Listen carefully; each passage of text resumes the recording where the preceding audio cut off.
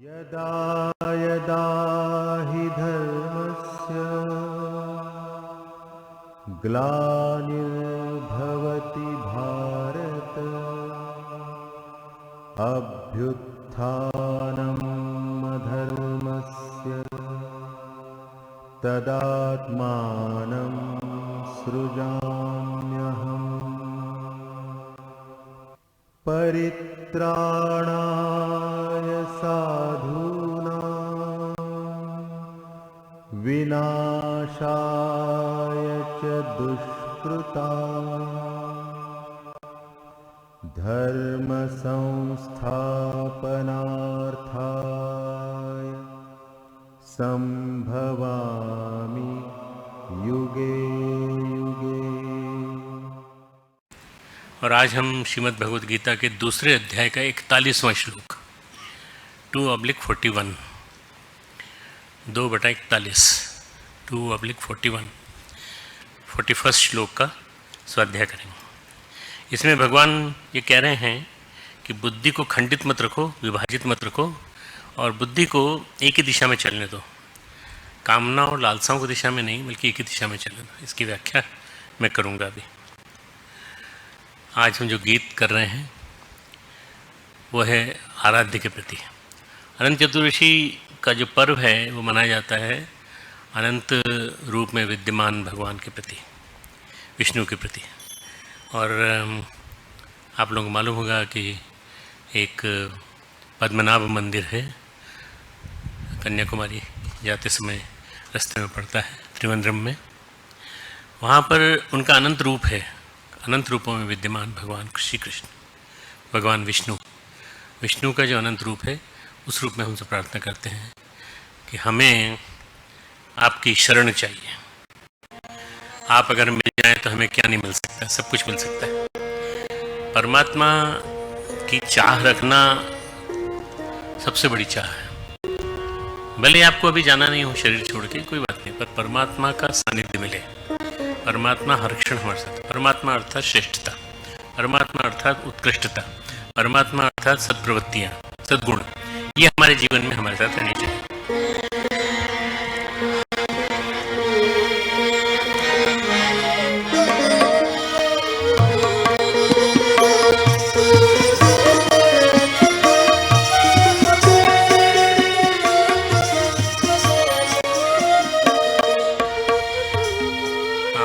क्या मिल गए स्वर्ग ही मिल गया, आप क्या मिल गए स्वर्ग ही मिल गया। फिर न ऐसी घड़ी तो कभी आएगी, फिर न ऐसी घड़ी तो कभी आएगी। साधना सिर पटकती रहे जन्म भर, साधना सिर पटकती रहे जन्म भर। सिद्धि ऐसी कभी भी नहीं आएगी, आप क्या मिल गए स्वर्ग ही मिल गया, आप क्या मिल गए स्वर्ग ही मिल गया।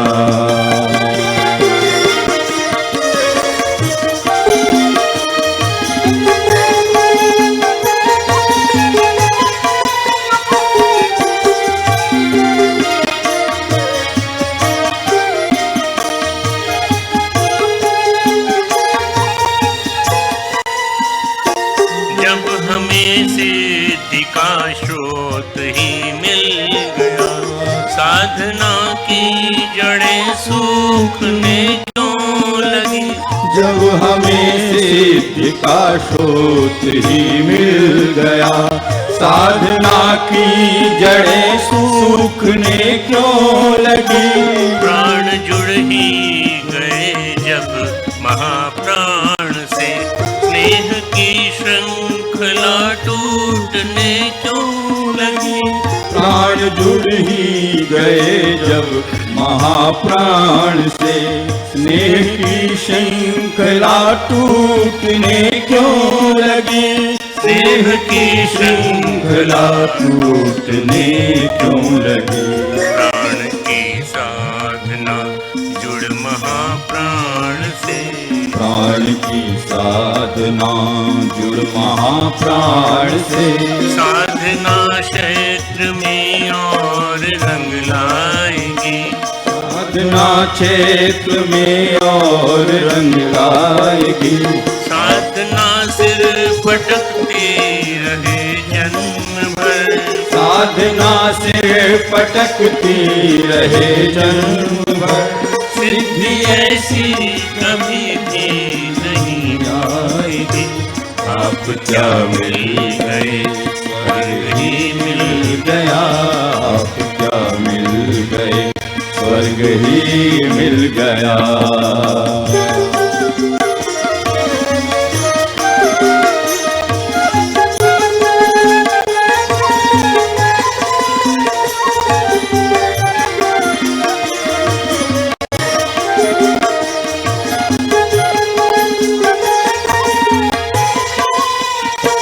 बिंदु की मात्र आकांक्षा है यही। बिंदु का स्नेह वह बांटती ही चले। बिंदु की मात्र आकांक्षा है यही। सिंधु का स्नेह वह बांटती ही चले। स्नेह के बिन तड़पते असित जो अधर। भावना छल छलाउन अधर पर ढले।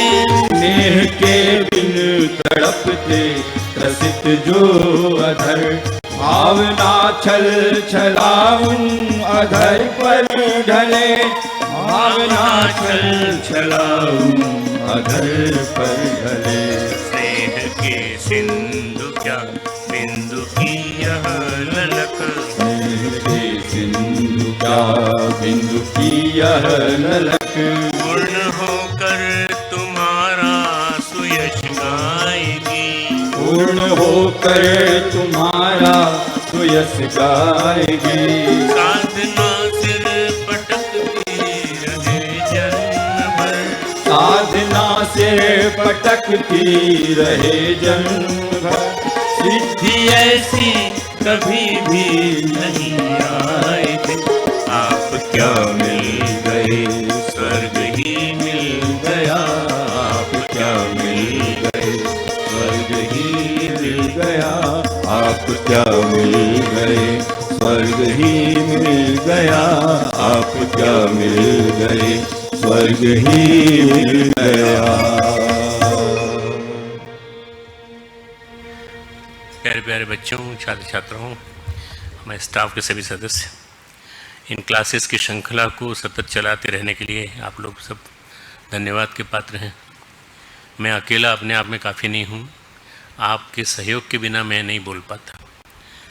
आपकी वजह से मुझे सत्संग करने का मौका मिलता है, मेरी वजह से आपको सत्संग करने का मौका मिलता है। तो हम लोग we are made for each other, we are made for our love is for each other. ठीक। मन की अशांति को दूर करने का उपाय बताएं। देखो आज का लेक्चर इसी पर है पूरा। मन की अशांति तब दूर होगी जब हमारी लिप्साएं, हमारी इच्छाएं, हमारी आसक्तियां मिटेंगी। हमारी आसक्तियां, हमारे मन की इच्छाएं हमको बार बार भटकाती हैं। मन की भटकन इतनी ज़्यादा होती है कि मन अशांत हो जाता है। आप बैठे हो पूजा में, और पूजा में भले ही ना बैठे हो, आप पढ़ने बैठे हो, तो भी आपको बार बार वो चीज़ें याद आती हैं। ऐसा होता तो क्या होता, ऐसा होता तो क्या होता। बस यही चीज़ ऐसी है जो जीवन में भटकाव लाती है। हमें संसार की ओर नहीं, हमें परमात्मा की ओर चलना है। इसका मतलब ये नहीं कि सन्यासी बनना है, वैरागी बनना है, बल्कि हमें संसार को जीवन में महत्वपूर्ण स्थान नहीं देना है। सर, पर्सनल लाइफ और स्टडी लाइफ को मैनेज करने का उपाय बताएं। बेटा, for you personal life is study life, student life. Personal life is same. Personal life आपकी अलग नहीं है। जब आप घर जाते हो तब आपकी पर्सनल लाइफ फैमिली लाइफ हो जाती है, मदर फादर के साथ, पेरेंट्स के साथ, भाई बहन के साथ। पर आपकी पर्सनल लाइफ जो है वो वास्तव में आपको अपने आप में विजुअलाइज करना है डेली कि हम क्या कर रहे हैं, हम वास्तव में सही ढंग से यूटिलाइज कर रहे हैं। 20-25 दिन छुट्टियाँ होती हैं, जाते हो, माता पिता के साथ रहते हो, थोड़ा घूमते हो, थोड़ा फिरते हो, थोड़ा सा एक आध दो मूवी देख लेते हो, सब कुछ करते हो, पर थोड़ा सा ये रियलाइज़ करो कि क्या इसको और अच्छी तरह से दी सकते हैं क्या हम?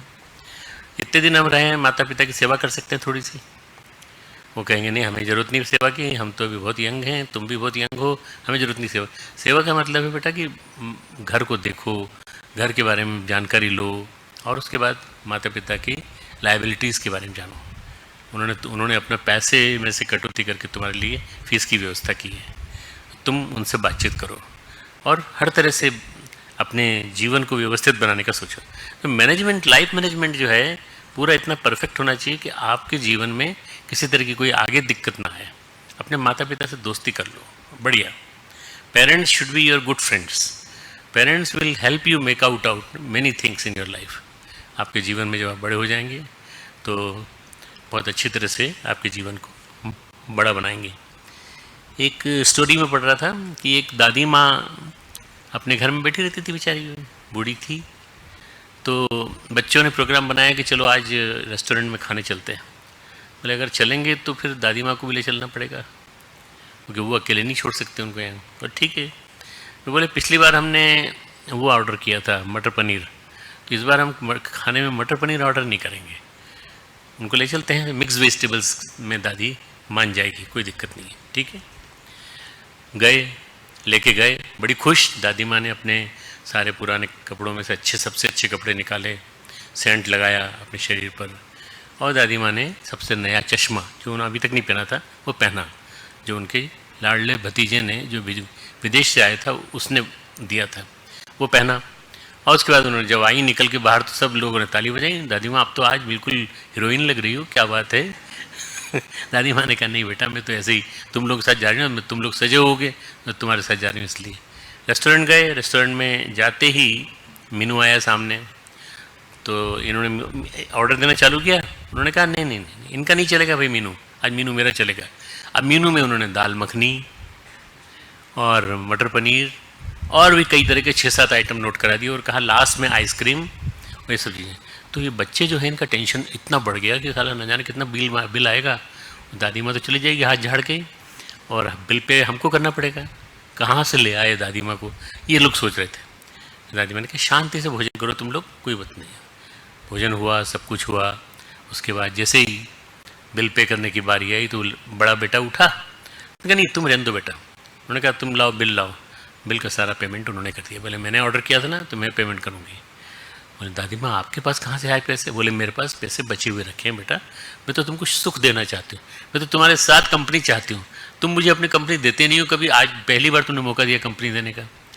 हमारे पेरेंट्स हमारी कंपनी चाहते हैं, तुम जब जाते हो इतनी दूर से यहाँ से तो कंपनी दो ना उनको थोड़ा सा।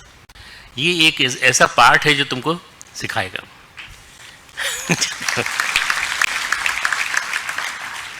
हमें आत्मज्ञान कब होगा बेटा? आत्मज्ञान तो हो जाएगा जल्दी से जल्दी, पर उसके लिए अवेयरनेस चाहिए।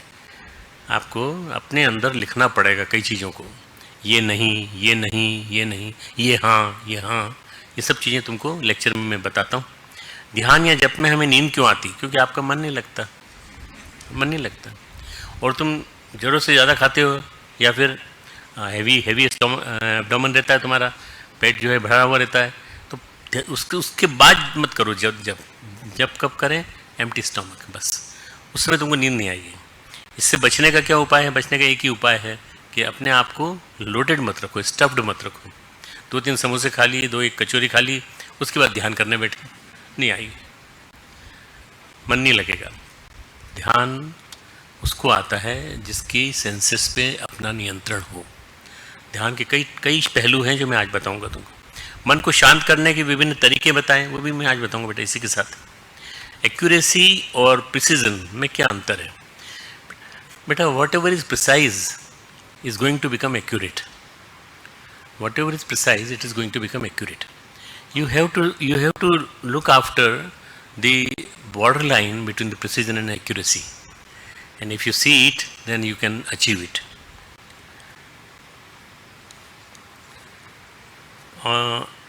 My question is, if I know my God, my goal, then but this or many questions and barriers coming ahead my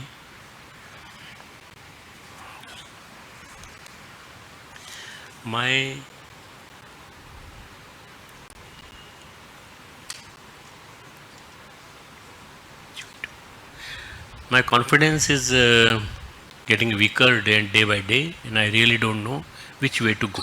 Please solve my problem. You see, the whole thing is in your hand. All sorts of problems can be solved by your attitude. Your attitude has to be very perfect. Your attitude should be very very clear in mind. What is your goal? अगर मान लो football खेलने वाले को यही नहीं मालूम कि गोल किधर है, और वो उतर गया और अपनी तरफ गोल मार दिया, तो अपने ही गोल में गोल मार दिया। क्यों भाई, क्यों मार दिया? बोले मुझे मालूम नहीं था किधर मारना है, या सामने की तरफ मार गया, बीच में, दोनों गोल के बीच में से। गोल तो एक ही जगह होता है, उस गोल तक उसको पहुंचना है। गोल यानी our ultimate aim, our objective, where we have to reach. अगर आपको अल्टीमेट एम मालूम है तो फिर आप कहीं सीधे वहीं जाएंगे। तो decide it and accordingly don't waver your attention, don't go on thinking about your goal many times, but just think once and then decide. Gayatri मंत्र बोलेंगे हमारे साथ साथ। ओम भूर्भुवः स्वः तत्सवितुर्वरेण्यं भर्गो देवस्य धीमहि धियो यो नः प्रचोदयात्। ओम गुरुर्ब्रह्मा गुरुर्विष्णु गुरुरेव महेश्वरः गुरु साक्षात् परब्रह्म तस्मै श्री गुरुवे। अखंड मंडलाकारं व्याप्तं येन चराचरं तत्पदं दर्शितं येन तस्मै श्री गुरुवे। आज का जो हमारा श्लोक है वो है दूसरे अध्याय का 41वां श्लोक 41। व्यवसायात्मिका बुद्धि एके है कुरु नंदन बहुशाखा ही अनंताश्च बुद्धियो अव्यवसायी नाम। अब ये जो श्लोक है ये बड़ा है थोड़ा, और इसमें कई संस्कृत के शब्द आपस में मिले हुए हैं। इसको थोड़ा ब्रेक करते हैं, इसको बीच बीच में। आप लिखो अपनी डायरी में, चलो कुरुनंदन सबसे पहले लिखो, कुरुनंदन ब्रैकेट में लिखो हे अर्जुन, फिर लिखो इह, इस कर्मयोग में, ब्रैकेट में लिखो इस कर्मयोग में, हे कुरुनंदन इस कर्मयोग में व्यवसायित्मा, ये इत्मिका, ये जो पहला संस्कृत का वर्ड है व्यवसायित्मिका, इसका मतलब है निश्चयात्मक, डिसाइडेडली, जो सर्टेन है वो निश्चयात्मिका। चौथा वर्ड है बुद्धि, बुद्धि का मतलब है बुद्धि लिखो ब्रैकेट में। एको, एक ही भवती, होती है, भवती यानी होती है। इसके आगे एक ब्रैकेट में लिखो किंतु, ये साइलेंट है यहाँ पर, किंतु अव्यवसायी नाम, यहाँ दो वर्ड आए हैं, व्यवसायित्मिका और व्यवसायी नाम। व्यवसायी नाम, अव्यवसायी नाम का मतलब है अस्थिर विचार वाले विवेकहीन,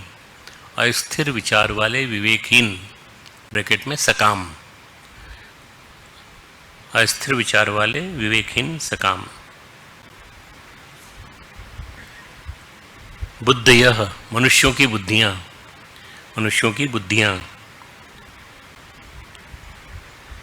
ही, नेक्स्ट वर्ड इज ही, निश्चय ही। बहुशाखा, बहुत भेदों वाली।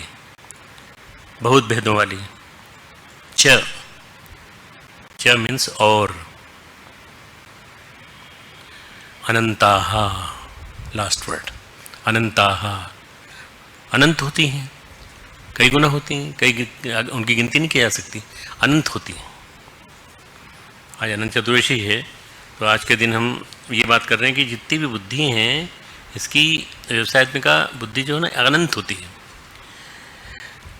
हम लोग ये जो श्लोक है इससे एक मैसेज लेते हैं, जो बुद्धि है हमारी, जो अंतस है हमारा, जो विचारशीलता है, वो क्या है, जो हम निर्णय लेते हैं, तर्क लेते हैं, वो क्या है, दिशा एक है या बहुत। जहाँ कामनाएं हैं, जहाँ लालसाएं हैं, जहाँ वासनाएं हैं, वहाँ स्थिरता नहीं है। कामनाएं, लालसाएं और इच्छाएं, बहुत सारी वासनाएं, वहाँ स्थिरता नहीं है। भगवान जब भगवद गीता में स्थित प्रज्ञा की व्याख्या करते हैं प्रज्ञा की, तो प्रज्ञा क्या होती है? प्रजहाति यदा कामान सर्वान पार्थ मनोगतान। इसी अध्याय गीता के दूसरे अध्याय के 55वें श्लोक में आप प्रजहाति यदा कामान सर्वान पार्थ मनोगतान, हे पार्थ, जो अपनी मनोकामनाओं को छोड़ देता है, प्रजहाति यानी छोड़ देता है, आत्मन्यव आत्मना तुष्ट, मन ही मन में तुष्ट रहता है, संतुष्ट। कई लोगों को तुमने देखा होगा प्रसन्न रहते हैं हमेशा, क्यों? वो आत्मन्यव आत्मना तुष्ट, मन ही मन में संतुष्ट है, मन ही मन में खूब खुश हैं, बहुत ही प्रसन्न है। तो तुम भी आत्मन्यव आत्मना तुष्ट की प्रक्रिया को अपने जीवन में उतारो। आत्मा से आत्मा में संतुष्ट, स्थित प्रज्ञा तदोच्यते, ऐसे व्यक्ति को स्थित प्रज्ञ कहा जाता है। स्थित प्रज्ञ जब होती है तो बुद्धि स्थिर हो जाती है। बुद्धि स्थिर नहीं हो रही है हम लोगों की।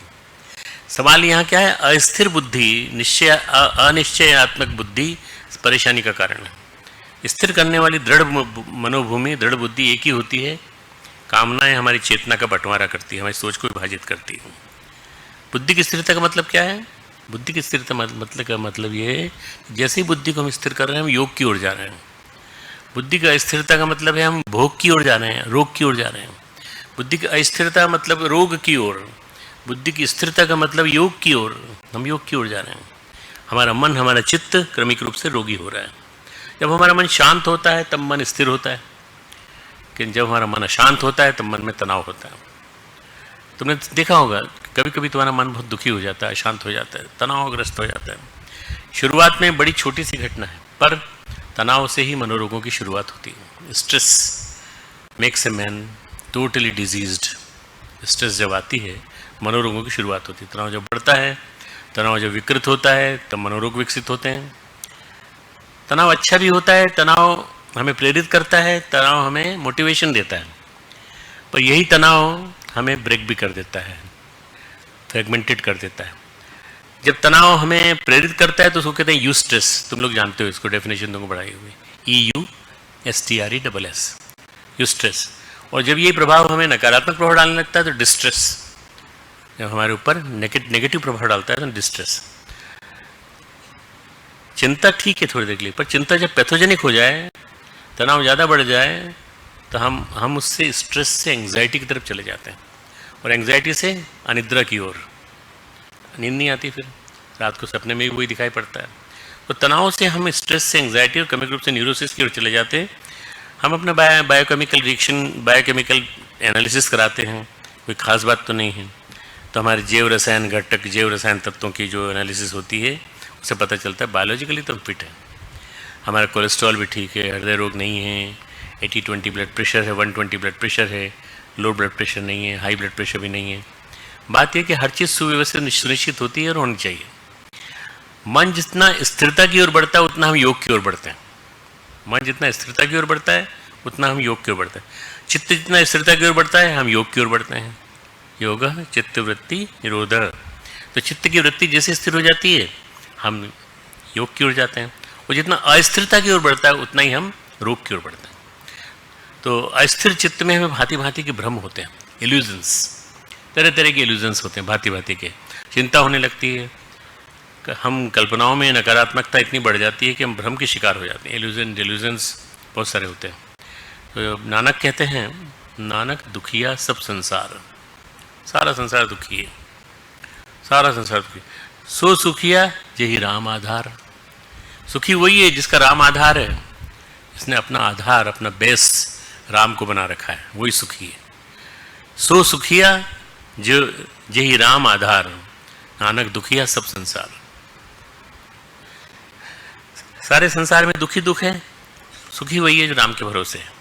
अगर हमारे जीवन में एक धुरी ईश्वर विश्वास की है, विश्वास पक्का ईश्वर के ऊपर, कोई भी परेशानी होगी ईश्वर है ना हमारे लिए, उस धुरी के इर्द गिर्द हम अपने को एकाग्र करते हैं।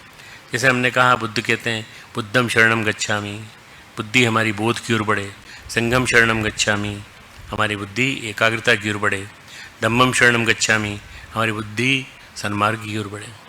हमारा मन बटा और बिखरा हुआ है, जैसे हमारा चित्त भी बटा हुआ है, ऐसे पतंजलि चित्त की अवस्था 5 बताते हैं, 5। तुम लोगों को मालूम हो तो लिखने की जरूरत नहीं है, तुम लोगों को नहीं मालूम हो तो लिख लेना।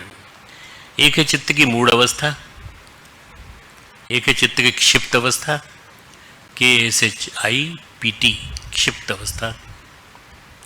चित्त की विक्षिप्त अवस्था तीसरी है विक्षिप्त अवस्था। चौथी है चित्त की एकाग्र व्यवस्था, और 5वीं है चित्त की निरुद्ध अवस्था। निरुद्ध, नियोजित, पूरी तरह से लगी हुई भगवान के चरणों में। निरुद्ध अवस्था का मतलब है चित्त की एकाग्रता, शांति चरम पर है। ये हमारे स्वस्थ चित्त के लक्षण है, स्वस्थ बुद्धि के लक्षण है। लेकिन मूढ़ता, क्षिप्त और विक्षिप्त अवस्थाएं हमारी शरीर चित्त की बीमारी के लक्षण हैं, हमारे रोगी होने के लक्षण, यानी हम मन से स्वस्थ नहीं हैं। हम शरीर से भले ही अच्छे हष्टपुष्ट दिखें, बलवान दिखें, और हमारा हीमोग्लोबिन ठीक भी हो, सब कुछ ठीक हो, पर मन अगर हमारा विक्षिप्त है, मूढ़ है, क्षिप्त है, तो हम जो है तीनों अवस्थाओं में हम रोगी कहलाएंगे। भगवान कहते हैं क्यों ऐसा क्यों होता है, हमारा चित्त अस्थिर होता है? कामनाओं और लालसाओं के कारण। कामनाओं और लालसाओं के कारण हमारे मन को ये विकृत करती हैं, हमारे चिंतन, हमारी चेतना और हमारे चित्त को विकृत कर देती हैं। हमारे चित्त में जितना भी कुछ सुव्यवस्था है उसको ये डिस्टर्ब कर देती हैं पूरी। हम भटकते हैं बहुत सारी भारी जोड़ तोड़ में। राजनीति ही बांटती है, धर्म एकाग्र करता है। राजनीति विखंडन करती है, और जितना ज़्यादा स्वाद, जितने ज़्यादा लालसाएँ, उतना ही चित्त का विखंडन। तो हमारी लालसाएँ कम से कम हो, जितनी ज़्यादा हमारी लालसाएँ बढ़ेंगी उतना ही हमारा चित्त बिखरेगा। भगवान कहते हैं बहुशाखा ही अनंताश्च, ये बुद्धि निश्चय ही बहुत भेदों वाली और अनंत है। बहुत सारी ब्रांचेज हैं इसकी, बहुत सारी ब्रांचेज हैं, और अनंत है, न जाने कहाँ कहाँ तक जा रही है, बहुत दूर तक जा रही है। हम सोचते रहते हैं काश ऐसा होता कि हम भी होते मेंबर ऑफ पार्लियामेंट, काश ऐसा होता हम भी मिनिस्टर होते, काश ऐसा होता कि हम भी नरेंद्र मोदी होते। सोचते हैं, कल्पना है, कल्पना करते होते तो हम देश का नक्शा बदल देते पूरा। अब ऐसे सोचते सोचते एक शेख चिल्ली की तरह से हम न जाने क्या क्या सोचने लगते हैं पूरी बात। आप ये सोचिए कि आपके बस में क्या है, आपके बस में क्या है। अनेक शाखाएं हैं, इनकी कोई सीमा नहीं है। जिस तरह से परमेश्वर अनंत है, जिस तरह से भगवान अनंत है, उसी तरह संसार भी अनंत है, और माया भी अनंत है। ये भगवान की माया ही है जिसमें हम डूब जाते हैं बुरी तरह से। माया अनंत है, ब्रह्मांड भी अनंत है, अविद्या भी अनंत है। ये अविद्या है जो हमें खींच लेती है। इसलिए पतंजलि जब कहते हैं अविद्या का नाश नहीं होता, अविद्या लुप्त होती है या प्रकट होती है, लुप्त होती है या प्रकट होती है। लुप्त होती है तब दिखाई नहीं पड़ती, प्रकट होती है तो वो दिखाई पड़ती है। प्रकट और अप्रकट होती रहती है। जब सांख्य कहता है संसार में प्रकृति और पुरुष के 2 मूल तत्व हैं, तो ये ठीक है, प्रकृति जड़ है, पुरुष चेतन है। लेकिन गोस्वामी तुलसीदास महाराज जी कहते हैं एक बात, जड़ चेतन ही ग्रंथि परी, जड़ चेतन ही ग्रंथि परी गई, जड़ चेतन में ग्रंथि पड़ गई। यद्यपि मृषा छूटत कठिनाई, ये जो जड़ और चेतन के बीच गांठ पड़ गई है, ये झूठी गांठ है, छूटती नहीं है, बड़ी मुश्किल से छूटती है जड़ और चेतन के बीच में। हम छोटी छोटी चीज़ों से चिपक जाते हैं, क्योंकि मन में उनकी गांठें पड़ जाती हैं। बहुत छोटी छोटी कामनाएं हमको वर्षों तक बांधती रहती हैं। जैसे एक छोटे बच्चे के रूप में हम जब थे तो हमारा खिलौना था, उस खिलौने से हम जुड़े हुए थे। पर अब बड़े होने के बाद हमको खिलौना याद नहीं आता। अगर कोई कह दे कि आपका खिलौना टूट गया बचपन में जो आप खेलते थे, हाँ टूट गया होगा भाई, हमें नहीं है, उससे मतलब नहीं है, हम बड़े हो गए हैं थोड़े से। लालसाएं छोटे बच्चे को और बड़े आदमी को भी समान रूप से हंसाती रुलाती हैं। बच्चे छोटे से खिलौने के लिए इतना रोता है, बड़ा आदमी अपने मकान के लिए रोता है। मेरे मकान में लीकेज है, पानी आता है, मेरे मकान में ये चीज़ है, ये गड़बड़ है। हमारे मुकेश अंबानी ने एक मकान बनाया, उसका नाम रखा एंटेलिया, करीब करीब ऐसे कोई 27 से 28 मंजिल। अभी गणपति जी का विसर्जन है आज, तो उन्होंने सबको बुलाया, फिल्मी कलाकार और ये और वो। फिर उसके बाद खिलाड़ी, नेताजी सब आए, और सब उनके पार्टी में पूरा मकान बहुत बड़ा विराट है। 3-4 मंजिल मिलाकर के उन्होंने एक बड़ा मकान बनाया है, बहुत बड़ा। तो ये जो मकान है, इस मकान के बारे में कि जब भी कोई गड़बड़ होगी, घरौंदा उनका गड़बड़ाएगा, तो वो विचलित होंगे, भले उनके पास कई अरब संपत्ति हो, कई अरब रुपए हों। बच्चे ने घरौंदा बनाया, उसका घरौंदा जब बिगड़ता है तो उसका दुख उतना ही होता है जितना, उसका दुख कम नहीं होता, उसका दुख बढ़ता है। आपने मकान में कहीं स्क्रैच आ जाए, कोई नई गाड़ी खरीदे, नई गाड़ी में इसके कहीं खरोच पड़ जाए तो अब नहीं पड़ना चाहिए। जो पड़ गई ना, उसके बाद मन इतना ज़्यादा डिस्टर्ब हो जाता है कि मेरी गाड़ी में खरोच कैसे पड़ गई। आज ही शोरूम से लाया हूँ, अच्छी सी कार लाया हूँ, कार में डेंट पड़ गया, पिचक गई कार। उसको जो पीड़ा होती है तो ऐसा नहीं लगता डेंट कार पे पड़ा, उसको लगता है डेंट यहाँ लगा, छाती पे लगा। ड्राइवर को डांट पड़ती है बुरी तरह से, कैसे लग हो गया ये और सब। तो ये जो डेंट है वो दिल पे लगता है। ऐसे उस बच्चे ने जो घरौंदा बनाया, छोटा सा घर बालू का, वो उसको जब बिखर जाता है किसी के पाँव से या किसी के हाथ से, तो हम बच्चे को कहते हैं, वो ना समझे, अबोध है बेटा, हम तुम्हारे लिए बड़ा मकान बना देंगे। नहीं नहीं, हमको अपना घरौंदा चाहिए भाई, हमारा तो घरौंदा था, अच्छा हमने हाथ से बनाया था। वो तो वही चाहता है।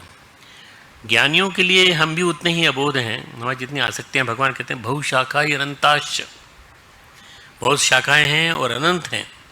आप जरा देखें हमारी स्थिति कुछ ऐसी है, हमारे पास तन की, हमारे मन की स्थिति कैसी है। हमारे शरीर का कोई रोए खींचे एक ऐसा छोटा सा तो हमें दर्द होता है। शरीर के रोम रोम में प्राण है, प्राण बसे हुए हैं, हमें दुख होता है। और बार बार हमारे शरीर में अगर सिर से पांव तक कहीं भी रोम को अगर हल्का सा खींचे जाए तो हमें बराबर दर्द होता है। क्यों? प्राण बसते हैं उस शरीर में। शरीर में कहीं भी फुंसी होती है तो दर्द होता है, दांत में दर्द होता है तो और ज़्यादा दर्द तकलीफ होती है। फिर हम लेते हैं एक पेन किलर जिससे कि हमारा पेन मिटे। हमारा मन चिपका हुआ है खिड़की में, दरवाजे में, पर्दे में, सब तरफ मन चिपका हुआ है।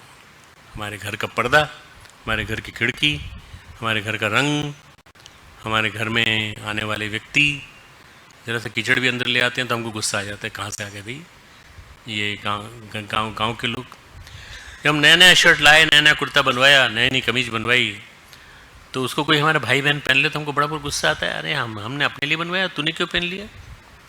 पहली बार पहन लिया, बहुत पीड़ा होती है। कहाँ पीड़ा जरा देखें, हम टटोलें, जहाँ कहीं भी हम शरीर में दुखेगा तो हम टप पाएंगे। हर जगह पीड़ा ही पीड़ा है, हर जगह पीड़ा ही पीड़ा है। हमारी आसक्तियाँ हमारी कामना और हमारी लालसाओं के साथ चिपकी हुई हैं, छुटकारा नहीं है इनसे।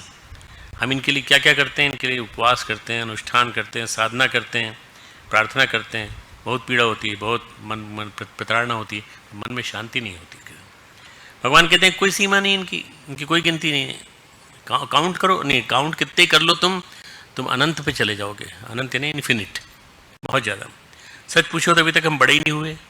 हमारे खिलौने बदल गए। जो खिलौने 2 साल में थे वो 4 साल की उम्र में थे, वो तड़प करके मर गए सब के सब। उस हाथी को पाने के लिए, उस घोड़े को पाने के लिए, उस खिलौने को पाने के लिए हम अब बेचैनी नहीं करेंगे। पर उस समय हमको पीड़ा देता था। खिलौने उम्र के साथ बदल गए लेकिन हमारा मन नहीं बदला। आज हमारे भांति भांति खबरें मिलती हैं। आपको मालूम होगा तमिलनाडु में एक मुख्यमंत्री थी जिसका नाम था जयललिता। उसके जूते कितने गिने गए, जब मालूम है तुमको कितने? लगभग मित्रों कम से कम 1200-1300 जोड़ी जूते, सैंडल्स, 500-700 घड़ियाँ उसके पास। अब इसमें प्राण बसते हैं लोगों के, इन लोगों के प्राण बसते हैं, पैसे वाले लोगों के प्राण बसते हैं इसमें। अगर कोई ले ले तो, उठा ले तो गड़बड़। टाइम तो एक ही घड़ी बता देगी, ये जो पहनी है वही बता देगी, बस फिर क्या दिक्कत है? नहीं, वो हमको सब घड़ियों में टाइम देखना है। अजीब गधे हो, टाइम वेस्ट करोगे तुम अपना, ये कोई तरीका है? ड्रेस कितने हैं, कपड़े कितने हैं, सब कपड़ों में उनका मन बसा है, फिर भी लालसाएँ नहीं छूटती। हमारे भर्तरी के गए, तृष्णा न जीर्णा वयमेव जीर्णा। तृष्णा कभी जीर्ण नहीं होती, हम ही जीर्ण हो जाते हैं। तृष्णा न जीर्णा वयमेव जीर्णा, भोगा न भुक्ता वयमेव भुक्ता। हम भोग नहीं भोग पाते, वही हमें भोग लेते हैं। हम भोगों को भोग नहीं पाते, वही हमें भोग लेते हैं। तृष्णा बुढ़ाती नहीं है, हम बुढ़ा जाते हैं। तो फिर क्या इस पूजा पाठ का कोई महत्व नहीं है? तब तक नहीं है जब तक विवेक और वैराग्य पैदा ना हो। तब तक नहीं है जब तक विवेक और वैराग्य पैदा ना हो। तुम्हारे जीवन में विवेक और वैराग्य आना चाहिए। तब तक जब आएगा तो तुम्हारे कर्मकांड में प्राण आ जाएगा। मुश्किलों में ये हमारे लिए अनलजिन का काम करते हैं। मुश्किलों में जो कर्मकांड है ना, कि हमको किसी ने कहा है कि आप उपासना करो, साधना करो, कोई दिक्कत नहीं, परंतु उससे एनर्जिन का काम होगा, तुमको राहत मिल जाएगी थोड़ी सी। जो भोग उभरा होता है, जो कष्ट उभरा हो जाता है, वो भी दूर हो जाता है थोड़ा सा। लेकिन मर्ज जो है वो दूर नहीं होता। मर्ज दूर होने का अवसर कब आएगा? विवेक के माध्यम से। विवेक ही एकमात्र उपाय है। विवेक का जागरण, हमें अपने अंदर जागरण करना पड़ेगा। हमारे तादाद में कितने से कितने हैं, बहुत जगह हमारे तादाद में, न जाने कितनी जगह संबंध जुड़े हुए हैं। ऐसा नहीं कि राग ही बांधता और द्वेष नहीं बांधता, राग और द्वेष दोनों बांधते हैं। राग द्वेष केवल मनुष्यों के साथ है, बल्कि यह हर चीज़ के साथ है, भोजन के साथ भी है। अगर आपको कोई खाना खिलाए, आप खाना खाने बैठ गए उसके यहाँ और खाना चालू किया, तो आपने कहा भाई दाल किस चीज़ की बनी है, और दाल तुम्हारी पसंद की नहीं हुई, तो तुम क्या हो, खाना के ढंग से खाओगे नहीं। अगर लौकी की सब्जी बन गई तो आप बिल्कुल नहीं खाओगे।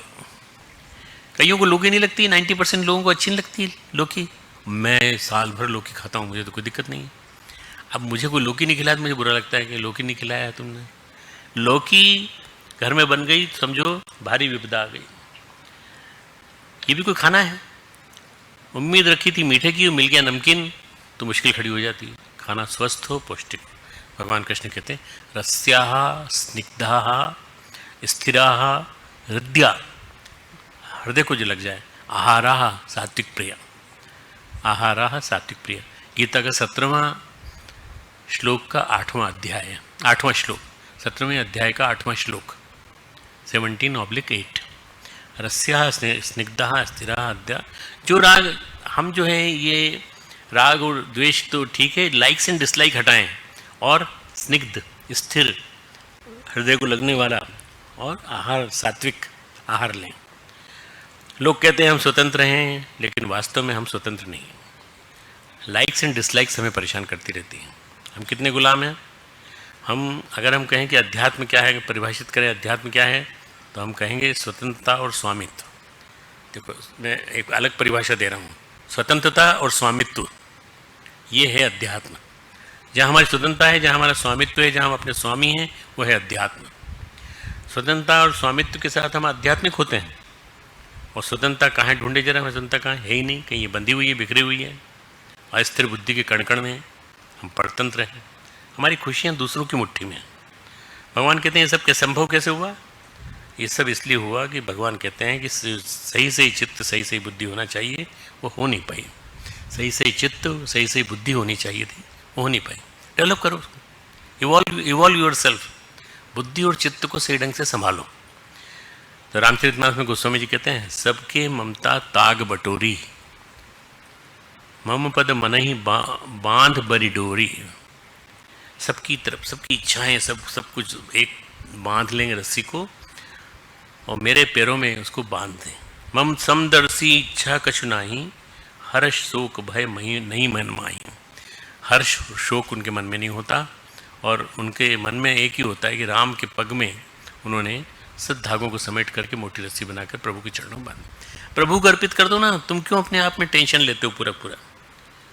हमारी बुद्धि क्या, हमारा चित्त एक दिशा में एकजुट होकर के एक धारा में बह रहा है? नहीं।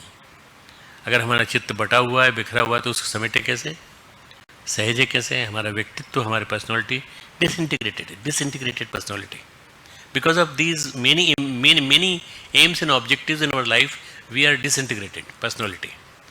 Try to integrate your personality. Disintegrated से इंटीग्रेटेड की ओर कैसे करें?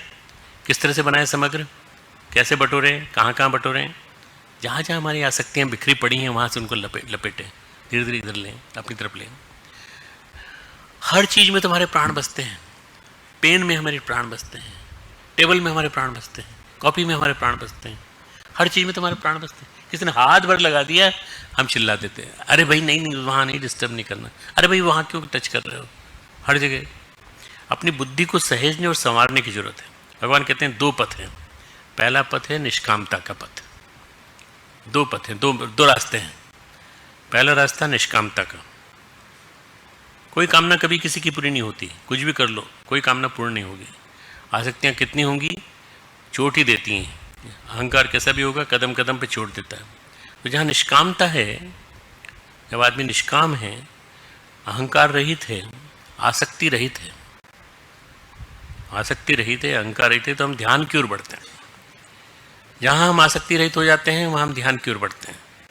और जैसे ही हम सकाम हम हुए, या हमारे मन में बहुत सारी आसक्तियाँ आ गई, तो हम संसार की ओर बढ़ते हैं। दो रास्ते हैं। आप यहाँ खड़े हैं, इधर संसार है, इधर अध्यात्म है। आप किधर बढ़ना चाहते हैं। खूब सारी इच्छाएं विकसित कर लीजिए, आसक्ति डेवलप कर लीजिए, आप इधर जाएंगे। इसका नाम है वो वाला मार्ग जो आपको पूरी तरह से संसार की ओर ले जाएगा, अहंकार की ओर ले जाएगा, आपकी चीज़ों के प्रति आपका अहंकार। और जैसे ही आप इधर गए, जहाँ आसक्तियाँ नहीं हैं, जहाँ अहंकार नहीं है, जहाँ निष्कामता है, आप तुरंत अध्यात्म की ओर, भगवान की ओर बढ़ जाएंगे। बात यह है कि बुद्धि की दिशा क्या है। भगवान हमें दो मार्ग बताते हैं। ये मार्ग भटकने का है, भ्रम का है। ध्यान का उल्टा क्या होगा? ध्यान का परिचय तो ऐसे जैसे भगवान कहते हैं जो ध्यानी होता है, पतंजलि कहते हैं कि जो ध्यानी होता है, ध्यानी बताते बताते कहते हैं ऋतम भरा तत्र प्रज्ञा, उसकी प्रज्ञा ऋतंभरा होती है, ऋत में स्थित होती है, प्रज्ञा ऋतंभरा हो जाती है। ऋतंभरा प्रज्ञा मतलब क्या होता है? Doubtless intelligence, doubtless intelligence, doubtless intellect. इसके विपरीत अगर बुद्धि न हो तो भगवान कहते हैं इसके विपरीत होकर बुद्धि हो क्या हो? व्यवसायित्मा, व्यवसायित्मा में प्रोनाउंस करने में बड़ा गड़बड़ हो रही। व्यवसायत्मिका, ठीक है, व्यवसायत्मिका। बहुत बटी हुई, बहुत बिखरी हुई बुद्धि, संशय वाली बुद्धि, भ्रम से गिरी हुई बुद्धि, कोई डिसाइड ही नहीं कर सकते, कभी नहीं डिसाइड कर सकते। हम देखते हैं, हम रोजमर्रा के जीवन में ऐसे लोगों को देखते हैं जो कई बातों में गड़बड़ा जाते हैं। विविध प्रकार के भ्रम हमको प्रताड़ित करते हैं, विविध प्रकार के असत्य हमको सताते हैं। किसी ने हमारे बारे में कुछ कह दिया तो हमको बस आगे सुना देता है, हम घबरा जाते हैं, परेशान हो जाते हैं और उसके प्रति हमारे मन में विद्वेष पैदा हो जाता है। मजे की बात है, बुद्धि कितनी भी बिखरी हुई हो, हमारा कितना भी कोई प्रिय हो, प्रिय व्यक्ति और वस्तु हमको चोट दे करके जाते हैं, चोट दे करके जाते हैं। जन्म हुआ है तो जन्म के साथ मृत्यु की प्रत्याशा भी सुनाई पड़ती है हमको। जन्म हुआ है तो मृत्यु आएगी। जो जीवन उत्साह उल्लास की खुशियों को लेकर आया है, उसमें विषाद और रुदन भी है, हर मिलन के साथ बिछोह भी है। रिश्ते कितने भी सघन हो, तुम लोगों ने यहाँ रिश्ते डेवलप कर लिए, दोस्ती बना ली, पर एक समय ऐसा आएगा जब तुम जाओगे अलग अलग घरों में। मेरे पास लड़कियाँ आती हैं, वो लड़के भी आते हैं, लड़के पिता बन के आते हैं, गोद में बच्चा, साथ में पत्नी। पत्नी जो है वो भी शायद यहीं की पड़ी हुई है, नहीं पड़ी हुई है तो बताता है मेरी शादी हो गई, वहाँ शादी हो गई, तो पत्नी को लेके आया है। और पत्नी जो है वो अपने पति को लेके आई है, लड़की बताती है पिताजी मेरी शादी हो गई, मेरे 2 बच्चे हैं। उनका अच्छा, बहुत अच्छा बेटा, 2002 से क्लास ले रहा हूँ, 2002 से अभी तक मैंने जाने कितनी लड़कियों को बिल्कुल छोटी स्टेज में, बिल्कुल वैसी स्टेज में जिसमें तुम बच्चे होते हो छोटे छोटे, वहाँ से मैंने बड़े होते होते होते होते बच्चे वाली बनते, माँ बनते हुए, और मैंने अभी कुछ को तो मैंने दादी बनते हुए देखा। बड़ी तो ये क्या स्थिति है? ये तुमको बिछड़न की प्रक्रिया है, बिछड़न की प्रक्रिया। जब तुम बड़े होगे, जब तुम यहाँ से पढ़ के जाओगे, लास्ट में तुम स्टेज आएगी, जब तुम जाओगे तो बटी बिखरी चेतना के साथ तुम अपने बच्चों को, अपने साथियों को याद करोगे। कई बार तुमको लगेगा कितना अच्छा दोस्ताना था, रोज रिश्ते थे, और हमारे उसके बिना हम अपंग और अपाहिज हो रहे हैं। आज के रिश्ते नहीं, आज वो बात नहीं है, पर हम जी रहे हैं, हम तब भी जीवित थे। अवस्था बदल गई, भावदशा बदल गई, मूल तत्व नहीं बदला है। जो हमारी बुद्धि के लिए भगवान कहते हैं ना, बहुशाखा ही अनंताश्च, बहुत शाखाएं हैं, अनंत भेदों वाली बुद्धि है। आज भी उसके भेद और शाखाएं अनंत हैं। आज भी इतने वर्षों बाद भी हम उसको एक नहीं कर पाए। इतने वर्षों बाद मौका मिला है, हम एक नहीं कर पाए। हम कई बार अपनी उपलब्धियों पे, गौरव पे ध्यान करते हैं, गर्व और गौरव का ध्यान करते हैं, पर कई बार हम देखते हैं कि हमने जो किया ऐसा किया। लेकिन जरा पूछिए, 2 मार्ग बता रहे हैं भगवान हमारे लिए। कहते हैं निश्चयात्मिका बुद्धि, निर्णय लेने वाली बुद्धि एक, योग वाली बुद्धि एक, योग में चित्त की एक ही अवस्था एक। पतंजलि कहते हैं चित्तवृत्ति निरोध। दूसरा पक्ष कहता है बहुशाखा ही अनंताश्य, बहुशाखा वाला, अनंत भेदों वाली बुद्धि। हमें जीवित रहते हुए इतने वर्ष हो गए, चलो मान लेते हैं कि जन्म से हमको होश नहीं था, चलो मान लेते हैं 10-15 साल तक हमको होश नहीं था। लेकिन अगर हम 30 साल के हैं, 25 साल के हैं, 30 साल के हैं, 20 साल के हैं, मैं ये भी कहता हूँ जो तुम यहाँ 20 साल के बहुत सारे लोग आए, हम अब एक जिम्मेदार हैं, जिम्मेदार व्यक्ति हैं। हम धीरे धीरे हमारे मूल गुणों में, मूल वृत्तियों में जो बचपन में थी, उनमें कोई फ़र्क नहीं है। हमारी लालसाएं मरी नहीं हैं, बहुत सारी इच्छाएं अभी हमारी हैं। बच्चे में खाने की जिस तरह ललक जगती थी, उसी तरह से हमारी जैसे बुजुर्गों में भी उसी ललक के साथ वो खाना खाते हैं। वो लालसा की वृत्ति वहीं के वहीं है। शुगर हो गई, डायबिटीज़ हो गई, तुमको नहीं होगी, भगवान कृपा से किसी को नहीं होगी। शुगर हो गई, डायबिटीज़ हो गई, घर के लोग मना करते हैं, चिकित्सक मना करता है शक्कर मत खाओ, कहीं मौका लगता है तो एक गुलाब जामुन खा लेते हैं, बूढ़े लोग खा लेते हैं। एक बूढ़ा आदमी था, अपने घर में दादाजी जो होते ना जैसे ऐसी था, तो रात को जब सब लोग सो जाते थे तो फ्रिज वाले कमरे में जाता था और उसमें से निकाल के 1-2 गुलाब जामुन खा लेता था। तो बच्चों ने पकड़ लिया एक दिन, दादाजी आप कहाँ जाते हो रात में? बोले कहीं नहीं बेटा, मैं तो यहीं रहता हूँ। बोले नहीं, आप जाते हो और आप गुलाब जामुन खाते हो, मैंने खाते हुए देखा है। बच्चा झूठ नहीं बोलता। रिश्तेदार आ गए घर के सब लोग, बाबूजी आपको बीमारी है, आप डायबिटीज़ है, आप जानते हो? बेटा तुम लोग जानते नहीं हो गुलाब जामुन कितना गुण वाला है, इसमें 2 चीज़ें हैं, गुलाब और जामुन। गुलाब की पत्तियां होती हैं वो एंटी डायबिटिक होती हैं और जामुन एंटी डायबिटिक होता है। तो मैं जो मैं जो खाता हूँ वो दोनों के दोनों एंटी डायबिटिक हैं। अब इससे सुन लो, अब इनको इनका तर्क है, बुजुर्ग का तर्क है। बुजुर्ग का तर्क बताता है कि इनकी इच्छा कभी समाप्त नहीं होगी, ये मरेंगे ना तब भी कहेंगे आपको अंतिम समय में हम तुलसी का जल देंगे, पानी देंगे, गंगा जल देंगे। नहीं नहीं नहीं, मैं एक गुलाब जामुन दे दो मेरे को। तो ये जो अटैच्ड हमारी जो लिप्सा है वो ख़त्म नहीं होती। कितनी बार कितने स्वाद हमारी जीभ ने लिए हैं और हमारी आसक्ति बरसती है। महात्मा कहते हैं कि चेतना का हमारा केंद्र हमें ढूंढना चाहिए, जिस ओर हमारी बुद्धि का, हमारे चिंतन का, चेतना का प्रभाव मरना चाहिए, उसी तरफ हमारी दिशा होना चाहिए। बहुशाखा, ये अनंताश्च नहीं होनी चाहिए। नानक कहते हैं एक बात, कील सहारा जो गहे। कील उसको कहते हैं जो सहारा लगती है, किसको? आप ड्रॉर लटकाओ, चाहे चाबी का गुच्छा लटकाओ, कील सहारा जो गए। हम उसको आत्मा कहें या परमात्मा कहें, अपने इष्ट का नाम दें, आराध्य का नाम दें, कील को हम साकार उपासना कहें, निराकार, मीरा के कृष्ण, रामकृष्ण की काली, तुलसी के राम, हनुमान। प्रश्न ये नहीं कि कौन है, प्रश्न ये कि वो आधार हैं कि नहीं, जो हमारे बटे बिखरे खंडित व्यक्तित्व को, विभाजित जगन को एक कर दें, एक सूत्र में पिरो दे, वो आधार। अध्यात्म हमें वो आधार देता है। अध्यात्म इसलिए जरूरी है जीवन में कि हमें वो आधार देता है कि कील के माध्यम से हम जैसे सहारे पे लग जाते हैं, उसी तरह से हमें वो आधार देता है। धारणा देश बंधश्च चित्तस्य धारणा। एक देश में अपने चित्त को बांध देने का नाम है धारणा, ये पतंजलि कहते हैं। बटे बिखरे चित्त को समेट लेने का नाम है धारणा। जहाँ हमारी आस्था रम जाए, जहाँ हमारा भाव टिक जाए, जहाँ हम मान लो गंगा जी गए, गंगा जी किनारे बैठे, थोड़ी देर वहाँ बैठे तो अच्छा लगा, वो धारणा आपके मन में बैठ जाए, ध्यान में आएगी, चाहे कुछ भी हो। पहले मन को, बुद्धि को टिकाओ तो सही। वो मंत्र हो सकता है, वो चित्र हो सकता है, वो एक दृश्य हो सकता है, भाव हो सकता है, मूर्ति हो सकती है, वो रूप हो सकता है, वो मंत्र हो सकता है, चित्र हो सकता है, भाव हो सकता है, मूर्ति हो सकती है और रूप हो सकता है। उनकी लीला भी हो सकती है, वो जो भी हो सकता है, कुछ भी हो सकता है। ये हम ध्यान का अभ्यास करते हैं, हम जप का अभ्यास करते हैं, अपने मन को, चित्त की दिशा को जब हम एकजुट करने का अभ्यास करते हैं, ये नहीं कहते कि हम जो अभ्यास कर रहे हैं उसमें हमारा मन नहीं लग रहा। आपका मन लगने लगता है, क्योंकि आपको उससे उपचार मिलता है, ट्रीटमेंट मिलता है। हम सभी रोगी हैं, लेकिन ये कह सकते हैं हम रोग के बीज हमारे अंदर हैं। मैं ये नहीं कह रहा कि सब लोग रोगी हैं, पर रोग के बीज हमारे अंदर। इसलिए संसार को कहा गया है भवरोग। संसार को भवरोग कहा गया। संसार अपने आप में एक रोग है। अगर आपको कोई कहे आपको कौन सा रोग हो गया है बच्चों, तुम तो यंग हो, भवरोग बोलते हैं ना, भवरोग होता है। वो सारी डिक्शनरी देखेगा, पूरी गूगल तलाशेगा, ये भवरोग क्या होता है, कौन सा डिजीज़ है ये भवरोग संसार रोग है। ठीक है, संसार रोग। कुछ लोग ऐसे होते हैं जो हर जगह आनंद विभोर हो जाते हैं, और ध्यान जो होता है वो भवरोग को दूर कर देता है। ध्यान रोज करोगे भवरोग दूर हो जाएगा। ध्यान से रोग दूर होता है, रोग निवारण की औषधि ध्यान है, ध्यान से रोग दूर होता है। हम उदाहरण देते हैं, एक उदाहरण देता हूँ मैं।